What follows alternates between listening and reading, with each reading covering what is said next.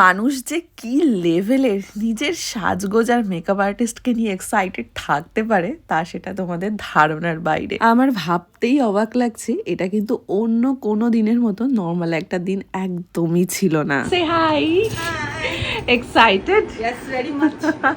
ওকে, তো late reception তোমার আজ? 9 তারিখের ছিল বিয়ে। Okay, very much excited. চলো, কেমন কি সাজাতে চাও? কোনো কিছু ঠিক করেছো? Up to you. You were best.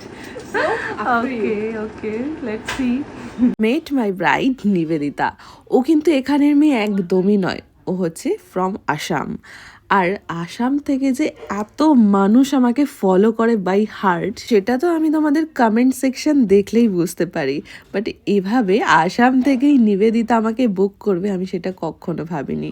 জানি না আমার কখনো আসাম যাওয়া সম্ভব হবে কিনা, বাট হ্যাঁ, আমি কিন্তু অলরেডি আসামের ব্রাইড সাজাতে শুরু করে দিয়েছি। আসাম কমিউনিটিতে মানে যারা রয়েছে সবাই ফ্যান আমার, তাই তো?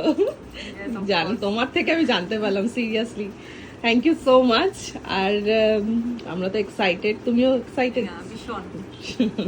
ওকে, সবাইকে দেখাতে হবে আসামে এবার। ওকে, লেটস স্টার্ট। এই কয়েকটা মুহূর্ত মানে যতক্ষণ আমি নিবেদিতার কাছে ছিলাম, প্রচুর প্রশংসা পেয়েছি ওর মুখে আমার সম্পর্কে। আর সেটা শোনার পরে তো ভাবতেই পারছো আমার অবস্থাটা কি হয়েছিল। আর তারপর ওর যেগুলো পছন্দ অপছন্দ ছিল, নিবেদিতার একটু ট্র্যাডিশন জিনিসটা পছন্দ, মানে একদম ঘরোয়া বউ ভাত যেরকম হয় সেরকম, মাথায় কলকা করে আট পরে করে শাড়ি পরে, তারপরে চুলটাকে ছেড়ে যেরকম একটা রিসেপশন ব্রাইড হয় সেরকমই ও সাজতে চেয়েছিল। আর বেসিক্যালি ওর মেন ক্রাইটেরিয়া ছিল চুলটা নিয়ে, কারণ ওর চুলটা ছিল অনেক বেশি পাতলা এবং ছোট। আর সেই চুলটাকে ছুঁড়েছিল আমার ওপর একটা চ্যালেঞ্জ, যে দিদি তুমি আমার এই চুলটাকে ঠিক করে দাও, আমি জানি তুমি পারবে।